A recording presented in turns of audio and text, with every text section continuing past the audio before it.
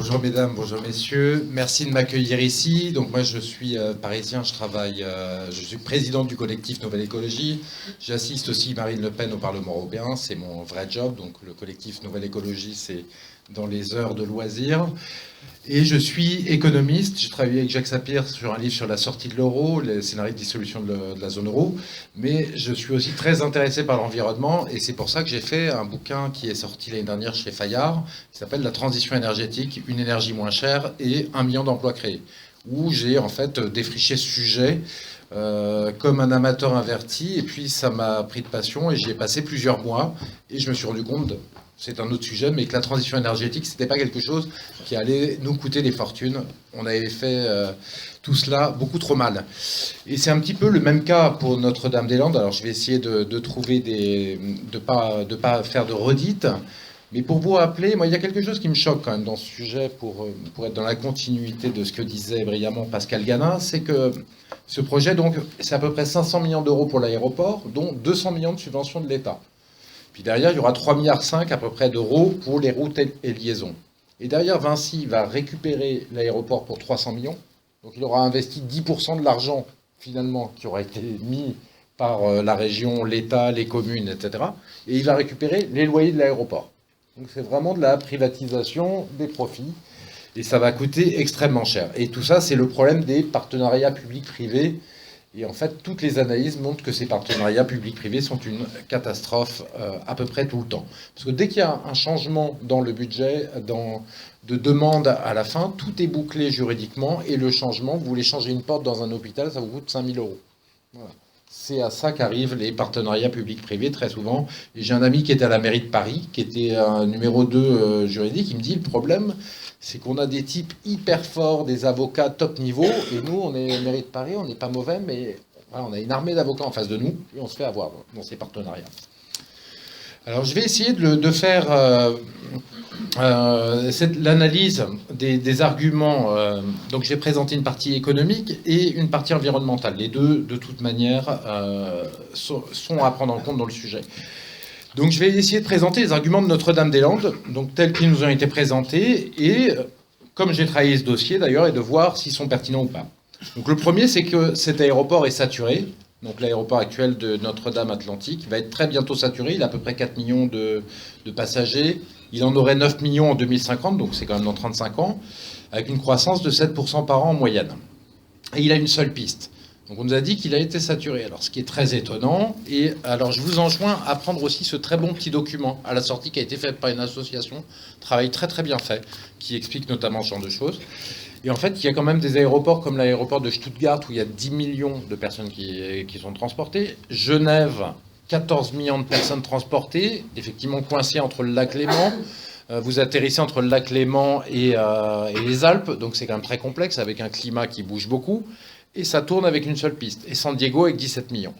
Donc on voit que quand on a des instruments, des équipements de navigation de bonne qualité, donc une rénovation qui coûterait quelques dizaines de millions d'euros, on peut faire beaucoup, on peut avoir très facilement 10 ou 15 millions de passagers sur un aéroport avec une seule piste. En plus de ça, une deuxième piste peut être construite au surplus, qui serait perpendiculaire à la première piste. Il y a des documents, des photos sur Internet qui montrent l'emprise d'une deuxième piste, qui serait une piste est-ouest, et qui permettrait de résoudre aussi les problèmes de bruit et les problèmes de survol de Nantes, bien qu'il y ait d'autres voies pour le survol de Nantes. Donc on voit que ce premier argument n'est pas du tout logique. Alors, comme le premier argument ne marchait pas trop bien, on en a sorti un deuxième qui était dangereux. Car effectivement, parfois, les avions survolent la ville. Alors, l'association des contrôleurs aériens dit que l'aéroport est potentiellement dangereux, et une association de pilotes dit, lui, que non, la sécurité est bonne et qu'il n'y a pas de souci. En fait, il est potentiellement dangereux à l'heure actuelle, peut-être parce qu'aussi les équipements de navigation ne sont pas suffisants. Les routes pourraient être changées, on pourrait survoler, comme le montre le document ici, un peu plus haut la ville, pour le rendre totalement sûr.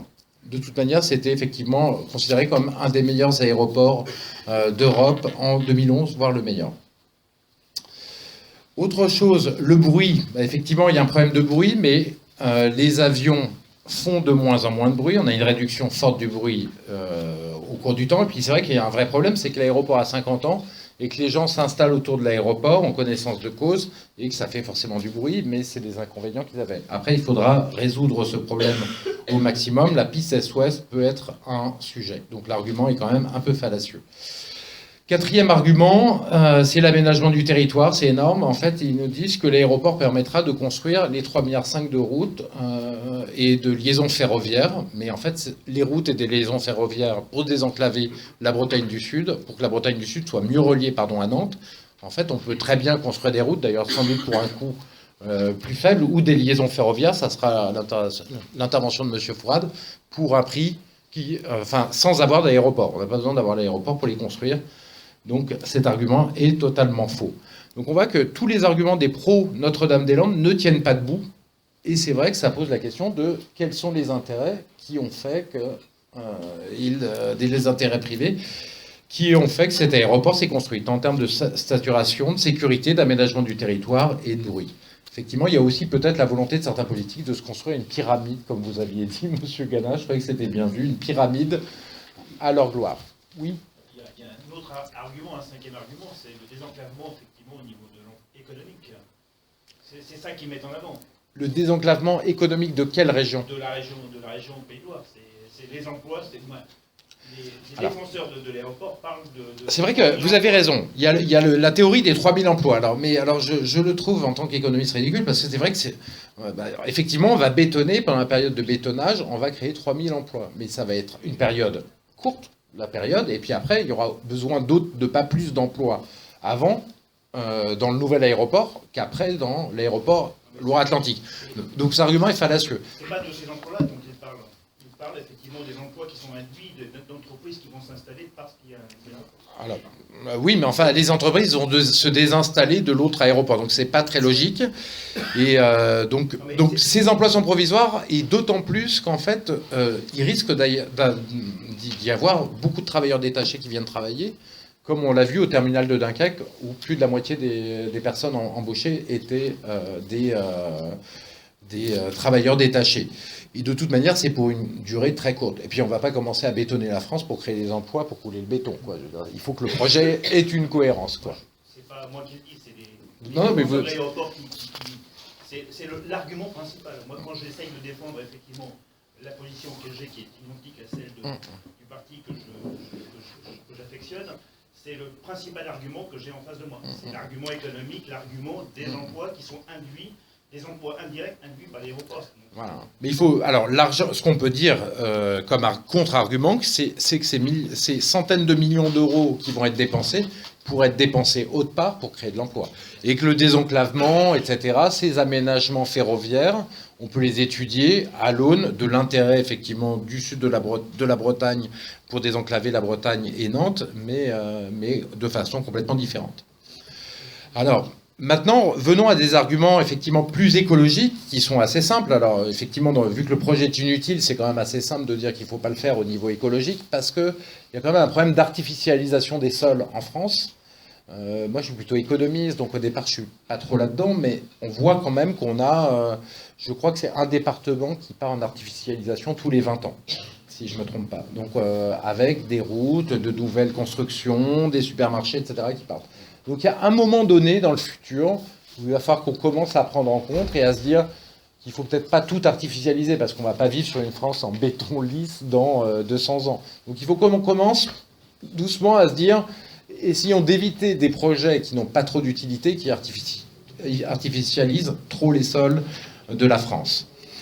Mais l'autre sujet, effectivement, c'est que c'est une zone de bocage, comme l'a souligné M. Gana, une zone de bocage tout à fait intéressante et riche, une des dernières de la région.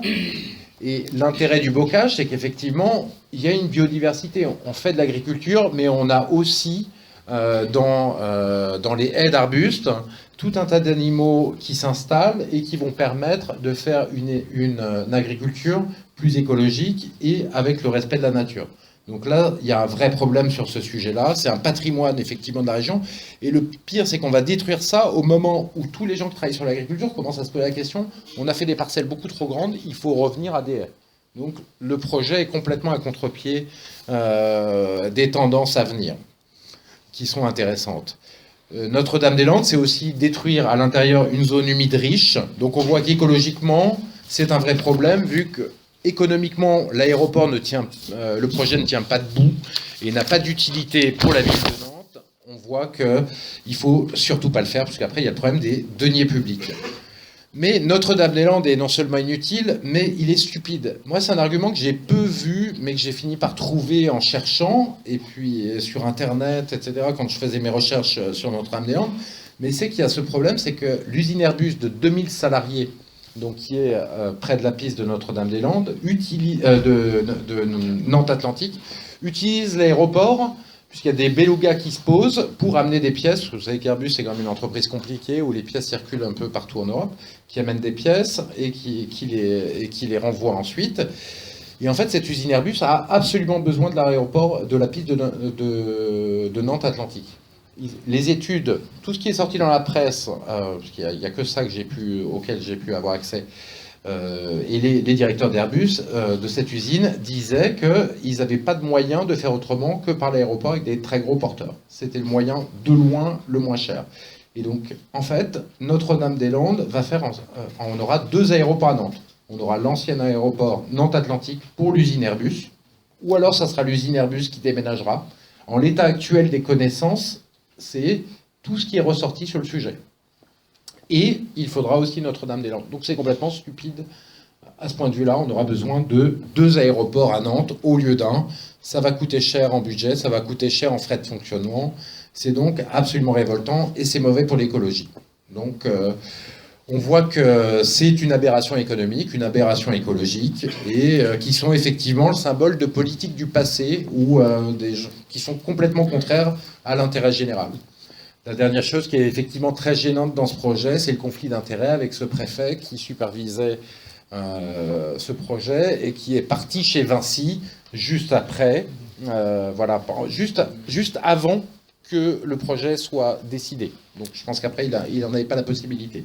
Là, il y a un vrai sujet et un vrai problème, parce que le préfet, c'est quand même quelqu'un central qui est censé représenter l'autorité de l'État. Là, il y a vraiment quelque chose de scandaleux. Voilà, c'est un petit peu tout ce qui est détestable en politique dans ce projet. Et les Nantais peuvent encore sauver Notre-Dame-des-Landes, éviter qu'on gaspille autant d'argent sur ce projet coûteux et inutile. Donc on compte sur vous pour voter pour le Front National et manifester votre mécontentement, faites-le savoir pour que la vérité sorte du puits, comme vous dites. Merci beaucoup.